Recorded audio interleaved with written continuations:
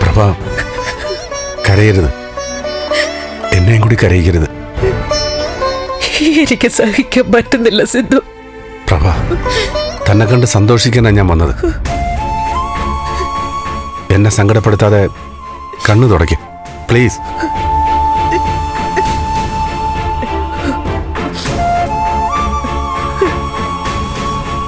സത്യവും നീതിയും അനുസരിച്ച് നടക്കുന്നവർക്ക് ജയില വിധിച്ചിട്ടുള്ളത്.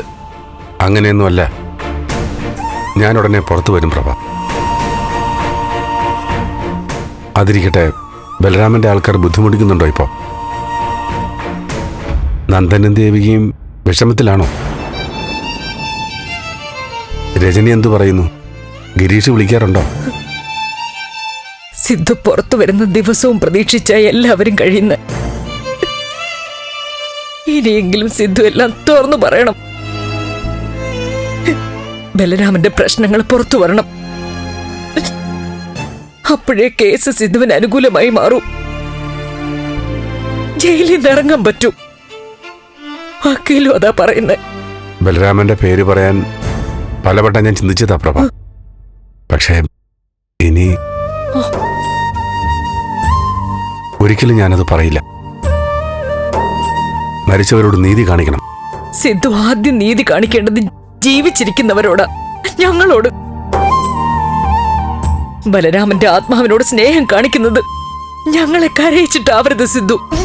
താൻ വിഷമിക്കേണ്ട പ്രഭ, ഞാൻ വൈകാതെ പുറത്തു വരും. എങ്ങനെ പുറത്തു വരുമെന്നാ സിദ്ധു? സിദ്ധുവിന് ഇനിയും ഒന്നും മനസ്സിലാവുന്നില്ല. ഇതുവരെ സിദ്ധു ബലരാമന്റെ പേര് പുറത്തു പറയാതിരുന്നപ്പോ സിദ്ധുവിന്റെ നന്മയെക്കുറിച്ച് ഓർത്ത് അഭിമാനിച്ചവളാ ഞാൻ. നമുക്കൊരു ചീത്ത പേര് വന്നെങ്കിലും അതിനപ്പുറം സിദ്ധുവിന്റെ നീതിബോധത്തിൽ ഒരു മതിപ്പോടെയാ ഞങ്ങൾ നിന്നത്. പക്ഷേ ഇതിപ്പോ സിദ്ധു കാണിക്കുന്നത് നന്മയല്ല, മണ്ടത്തരോ. ഞങ്ങളോട് സിദ്ധുവിന് ഒട്ടും സ്നേഹമില്ലെന്നാ ഇപ്പൊ മനസ്സിലാവുന്നത്. അങ്ങനെയൊന്നും പറയാതെ പ്രഭ. എനിക്കും ഇങ്ങനെ പറയുന്നതിൽ വിഷമമുണ്ട്. വീട്ടിൽ ഞങ്ങളുടെയൊക്കെ മനസ്സിൽ ഒറ്റ ചിന്തയുള്ളൂ, ജയിലിൽ കിടക്കുന്ന സിദ്ധുവിനെ കുറിച്ചുള്ള ചിന്ത. സിദ്ധു ചിന്തിക്കുന്നത് മരിച്ചുപോയ ബലരാമനെ കുറിച്ച് മാത്രമാ. നന്മയൊക്കെ നല്ലത് തന്നെയാ, അതിങ്ങനെ ഒരു അസുഖം പോലെ ആവരുത് സിദ്ധു. ബലരാമന്റെ പേര് പറയാതെ തന്നെ പുറത്തു വരാൻ പറ്റും പ്രഭ. ഒരിക്കലും പറ്റില്ല സിദ്ധു.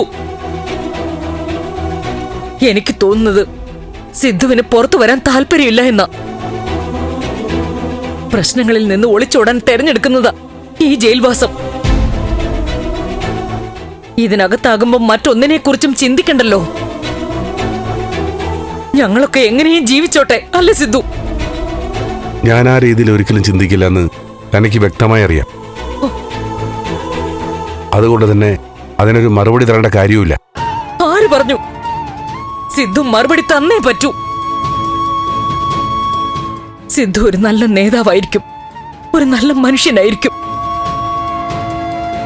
പക്ഷെ ഒരു നല്ല ഗൃഹനാഥനും കൂടിയാകുമ്പോഴേ ഞങ്ങൾക്ക് സന്തോഷമാവൂ.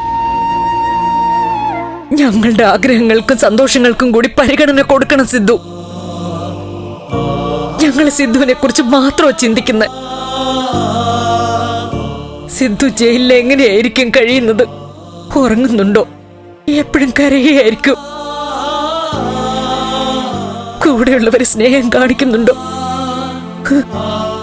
അതോ ഇവിടെയും ബലരാമന്റെ അനുഭാവികളുണ്ടോ? അവര് ഭീഷണിപ്പെടുത്തുകയാണോ? അതൊക്കെ മാത്രമേ ആലോചനയുള്ളൂ. പക്ഷെ സിദ്ധുവോ? ബലരാമന്റെ ആത്മാവ് എവിടെയാ? ഞാൻ എന്തെങ്കിലും പറഞ്ഞ ബലരാമന്റെ ആത്മാവിന് എന്തു തോന്നും? അല്ലേ സിദ്ധു? എന്റെ വീട്ടുകാരി എങ്ങനെ ആയിക്കോട്ടെ, അവരെ ഗുണ്ടകൾ ആക്രമിക്കട്ടെ, മകളെ തനൂജ വന്ന് കുത്തി കൊലപ്പെടുത്താൻ ശ്രമിക്കട്ടെ, എന്തു ആയിക്കോട്ടെ, ബലരാമന്റെ ആത്മാവിന് പരിഭവം തോന്നുന്ന ഒന്നും ചെയ്യാൻ പാടില്ല, അല്ലേ? കൊള്ളാം, സിദ്ധുവിന്റെ നന്മ കൊള്ളാം. എന്നെ പരിഹസിക്കാനാണോ പ്രഭേതാൻ വന്നത്? എന്റെ ഗതികേടിൽ എന്നെ തന്നെ പരിഹസിക്കുക സിദ്ധു ഞാൻ. കുടുംബങ്ങളിൽ കൂട്ടുകൂടിയ 10 വർഷങ്ങൾ.